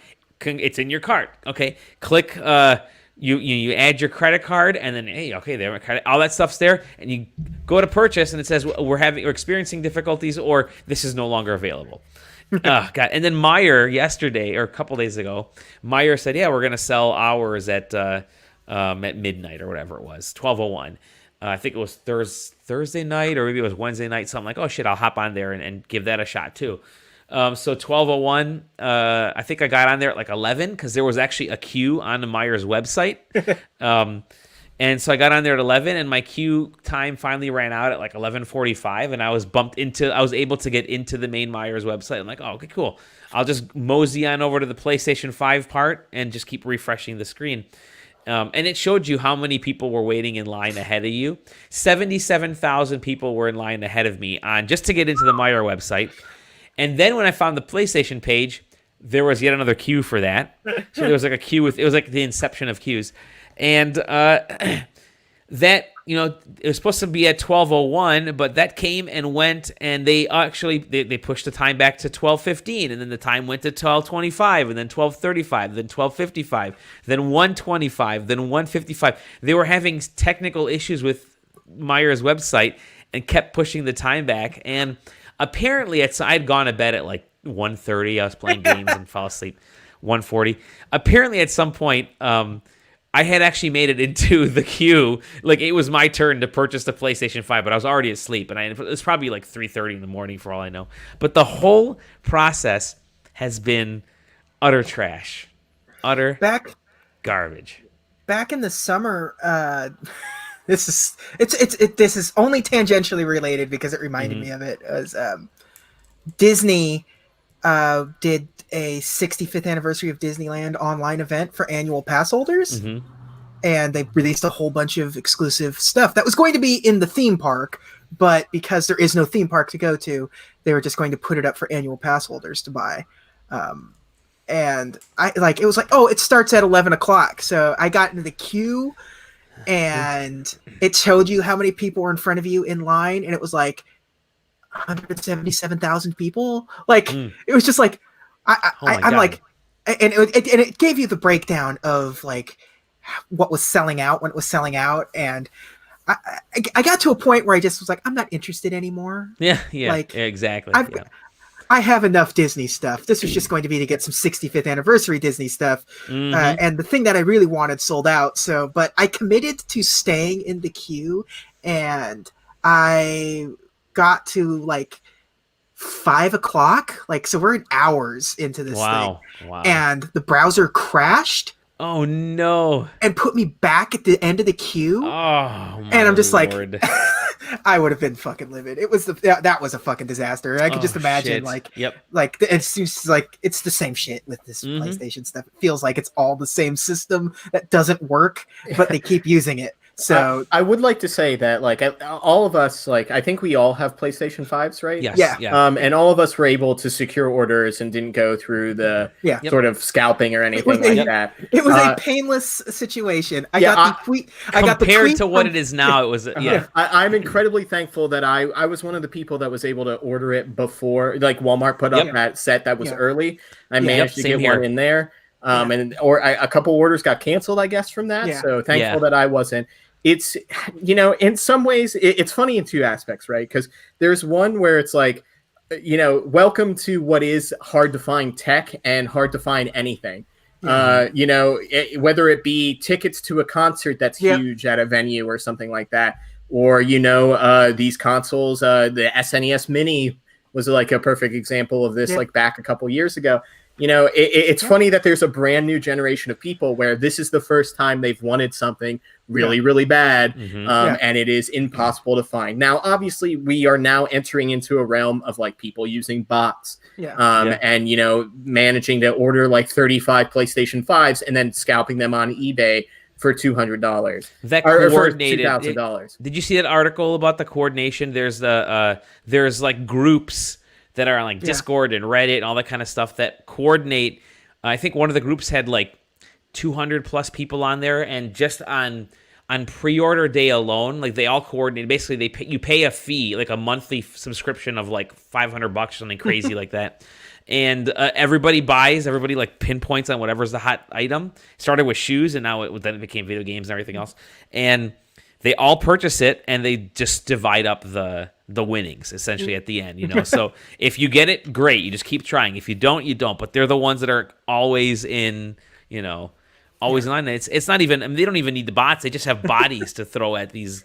It's funny that you mentioned those Reddit groups, because there is currently a Reddit group that is sort of trying to reverse engineer the scalping thing. So nice. There is a bunch of people that are making fake eBay profiles and putting in fake information, and then sending these PlayStations $3-4 grand, and then once the bid is over, being like, oh, actually I don't want it.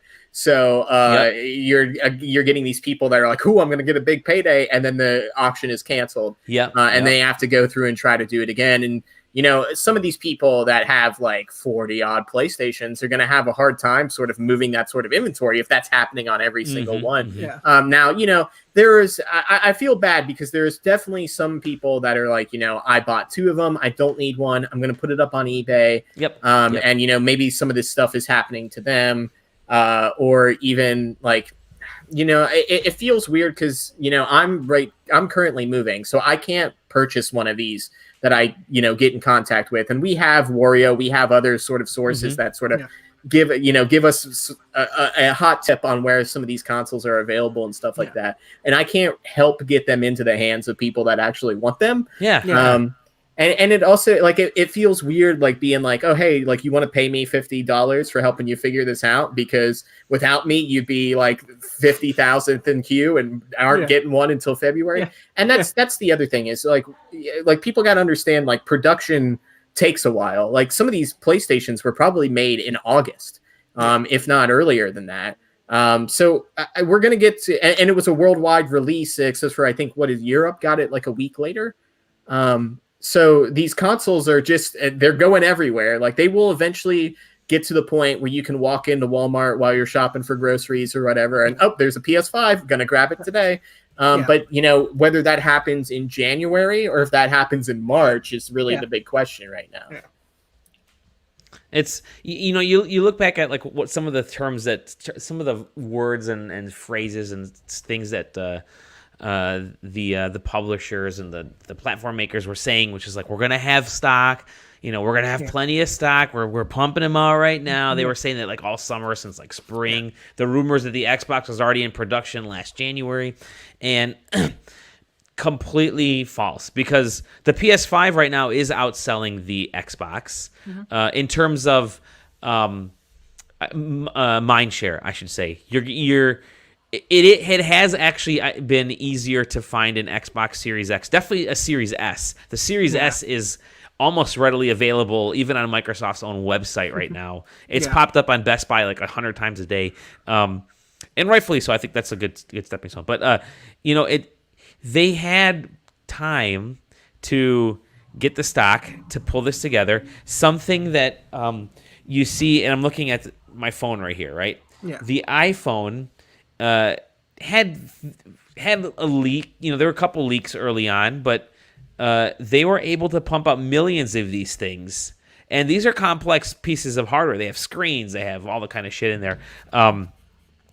They were able to pump out millions and millions of those things, so that I ordered on release day, that kind of new order day, whatever it was for the phone, and I was able to get mine within like 2 or 3 weeks, 2 weeks or so, and I was totally fine. And I thought, well, that's freaking awesome. I mean, that's the way it should be. There should be, they should know exactly how many consoles. I mean, they should have anticipated people wanting these consoles this bad, and at the same time, probably could have pushed back the releases. I guess it comes down so to like weird. when hasn't there been a the PlayStation 3 launched and nobody gave a shit. Yep, yeah, it's true. Yeah, that was everywhere. You could still, I think you could still find them in stores. Because you remember that was the story where the guy where he was like, if you can find one on the shelves, I'll give you $500. Yep. It's like, but everyone's just like, well, fuck, I got one of each SKU was on the shelf or whatever. But clearly in the months leading up to this, where every tweet that the PlayStation account is getting is people asking, when's it going up for pre-order? When's it going up for pre-order? What the fuck? Like the furor was there. So it's I wonder how long will be until we start getting like a Ticketmaster system with some of these online sales, where it's like, okay, so the first wave is going to go to the Capital One card holders. They get to have their first dibs at it. And then the people that have the exclusive, enter in the password, you are not ready for. Even then, I think at that point, you're going to have a sort of like they have it in Japan with the lottery system. Yeah, it's like, you know what? That's basically how you get in San Diego Comic-Con these days. Yeah. You're going to be in the queue, and we're just going to randomly pull you in. It's not a matter of when you got in the queue. It's just a matter of well, guess what? Good luck. You're in now. I agree. I think it's at least that makes it a little more fair to the people who don't want to have to face these scalpers, right? Yeah. You just announce, hey, they're going to go up this day, and the website, it's the whole day. You're going to get a ticket. You can if you want to try filling out a bajillion of these email addresses, we're going to have it open for like 2 hours or 3 hours or 24 hours or whatever. Good luck, but it's only going to be by based off of a lottery system or something. The only time I ever waited in line to get a video game system was for the launch of the Wii. I think I did too. That's the only time I did as well. Yep. And everything else after that was like, the Xbox One and the PS4 I got on Amazon, the Switch, the Wii U I just stumbled upon. I got it launch day. They were everywhere. Yeah. Yeah. I remember pre-ordering the Wii U and thinking this is going to be a hot item, and then walking into Walmart. Yeah. To get like an HDMI cord or something, and there were stacks of them on the launch day of the Wii U, and there were stacks of them there, and I thought, oh, this is not going to go well for me. I got my Wii at Target, and the way they handled it was really, really good. Because everyone was there like super early, like hours and hours and hours before the Target opened, and like they waited a little bit, and then like after people had been out there for enough time. They wandered in and gave everyone a piece of paper with a number on it and was like, "This is your number. You can come back when we open. You pretty much have secured your system, and you could just go home from there." So we didn't have to wait another like 2.5 hours for the Target to open. Yeah, Best Buy did as well. You would show up and it would say, "Okay, who's here for?" You'd have people going up and down the line. Who's here for the PlayStation? Who's here for this TV? Who's here for this? All right, here you go. There's that. There's that. The rest of you can go home. If you're looking for this TV, you're already done. Sorry, you missed out. It's because it makes no sense to just like I understand from a we want people in the store aspect still, so you don't want to necessarily show your cards. But when it comes to something like the Wii, where it's like these people are here for a very specific reason, they're not going to just come in for the shit of it. So what would be the point other than to make them suffer outside in Washington at 4:00 in the morning in November? Like, it's not exactly a warm place here, so it was. That was a good way of handling it, and it's like if it was always like that, I'd probably be more willing to do that kind of shit. But it's never like that, so it's never like that. It's going to be a disaster. This is going to be an ongoing issue until, and I mean, the global pandemic definitely has a part of it with factories being shut down, obviously. But this will probably be happening until I'm guessing until springtime, till March, April. You'll be. Maybe not as hard pressed, but I think the consoles will be sold out within a day instead of seconds. But they'll be within a store, but they'll be gone. So I'm at that point with the Xbox Series X, where like I want it, I can get one. I'm not going above and beyond. If I see one on the shelf, I can get it. But the great thing about the Xbox ecosystem at this point is that I can just play those games on the Xbox One, and I feel totally fine.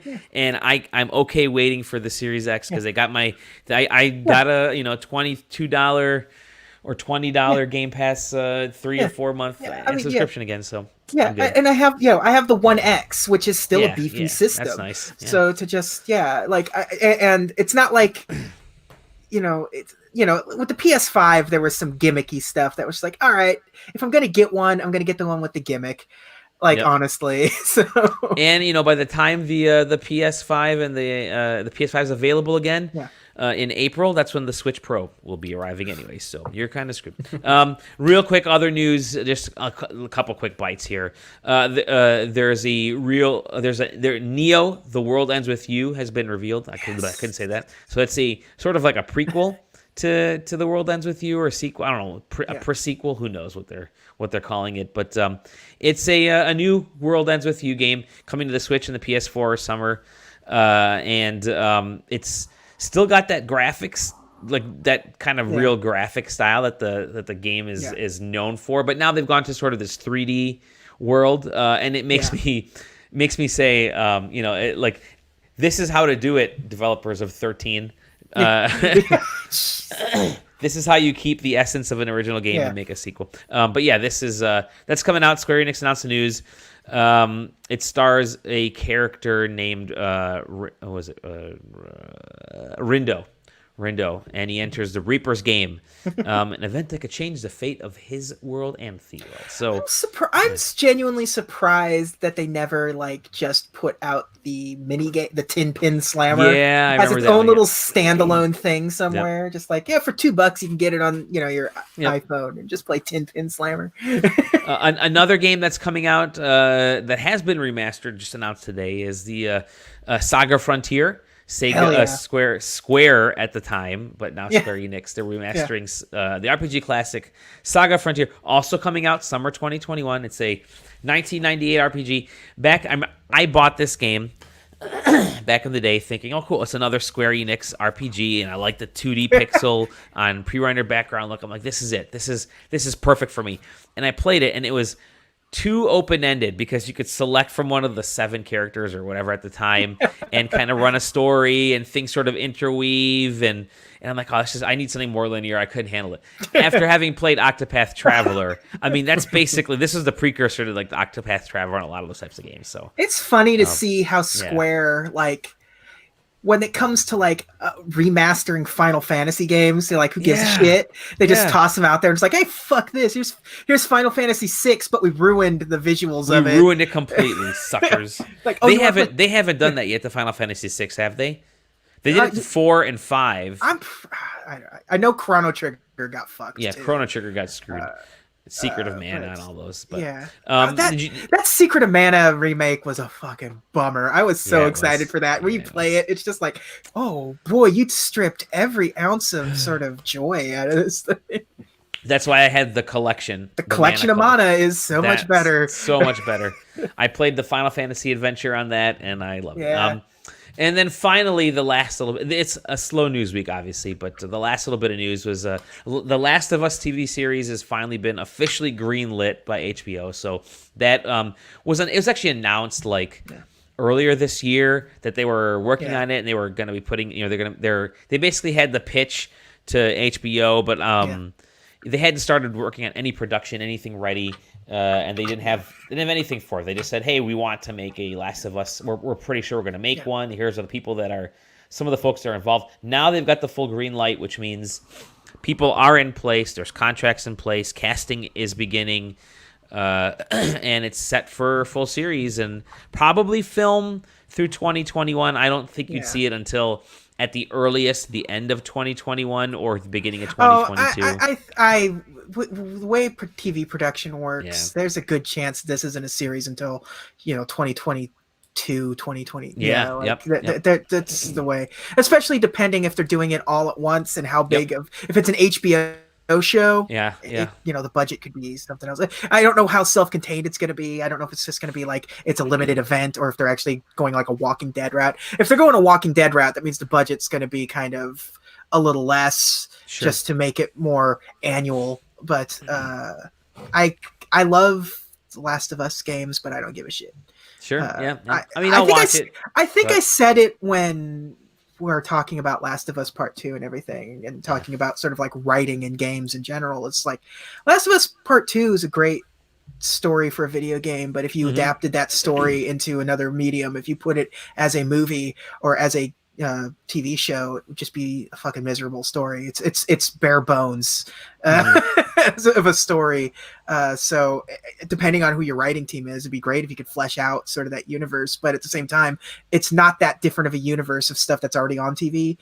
So it's still The Walking Dead. I mean, because it's the same concept. Because like in The Walking Dead, the comics and pretty much the series too, the zombies aren't the enemy, it's the people, and it's the same thing in Last of Us. It's the exact same sort of story beats. So I don't know what you're going to do to make it so special, to make it stand out, other than it being on HBO, I guess. Like, maybe your budget's more than AMC gets for The Walking Dead. I hope they do. They do something similar to like what. And I don't Watchmen, think, you can't. Yeah, like that. That'd be a great way of going about it. You can't just tell. And I hope to God they're not trying to adapt The Walking Dead. I hope it's just like an in-universe. You mean Last of Us? Yeah, Last of Us. Yeah. Well, they got the same characters. Ellie's going to be in it. Yeah, fuck it then. Yeah, fuck it then. I don't care. You know what? That's the best way to close this podcast. Is I know what. Fuck it then. Yeah, fuck it. Fuck them. I don't. You know what? 2 hours. We're coming up an hour and 48 minutes. How did we talk for this long, guys? What the hell were we doing? First of all, thank you guys very much for taking the time this Saturday night. We could have been out partying. No, we couldn't. We'd all be dead if we were doing that. Definitely.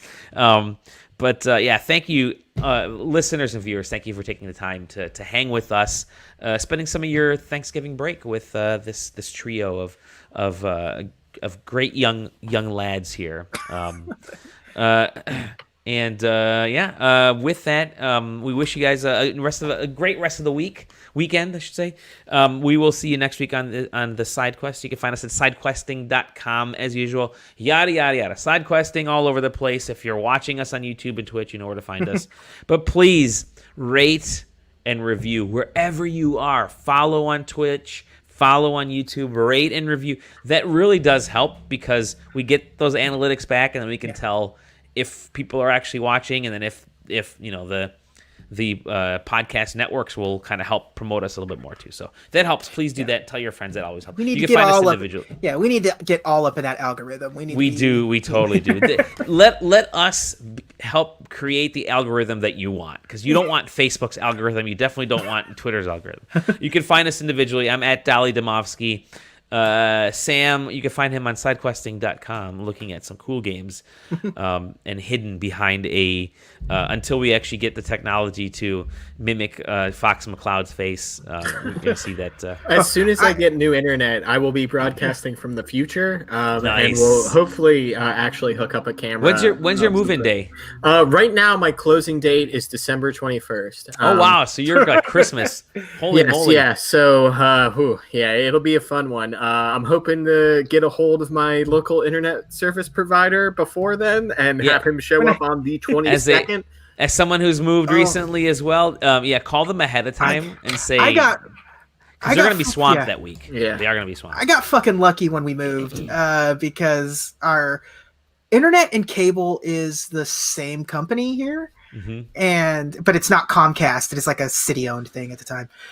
When we moved in, it was the cable was coming first, and the internet was like 3 days later. Nice, I'm like, nice. Fuck, I'm gonna have 3 days without internet, and the cable. All guy I can do is watch Nickelodeon and HGTV. The cable guy came and he was like, "You want me to just look at the box and see what we can do?" And I was like, "Yes." Yeah. And he got it on right then and there. And Oh, I was nice. like, "I'm like, you're a fucking lifesaver, dude."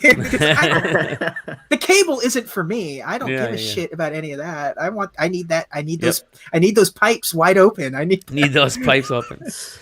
JJ, where can we find those pipes? The _double_J. I keep fucking around trying to find a better way of doing my Twitter handle, but I'm too committed at this point. That's fine. I would leave it. You're good. You're good. Disney Disney Compendium. Compendium. Yeah. Yep. Check out Disney Compendium. Also. Yeah, Awesome we've been so tired that none of us have been able to record anything lately. So it's been like that with all the shows. Everybody's tired. Everyone's just on a hiatus and mental.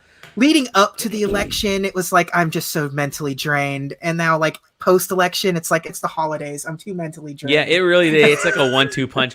Yeah, I reckon 2021 is hopefully gonna be better, but we all need. Everybody's on like these mental breaks right now. Yeah. We were just talking about it yesterday because we try to do Christmas episodes every year. Yeah. So like a couple of years ago, we did the Mickey Mouse Christmas Carol. Last year we did the Muppets Christmas Carol, and this year we're thinking about doing the Christmas specials based off of like the afternoon cartoons. Cool. So like we each pick a show that like Nice. DuckTales or Darkwing Duck or something, and pick the Christmas episode. And Darkwing Duck's coming back. Hell yeah! Yeah. Very cool. Very cool. With that, we'll see you all on the next episode of The SideQuest. Adios, everybody.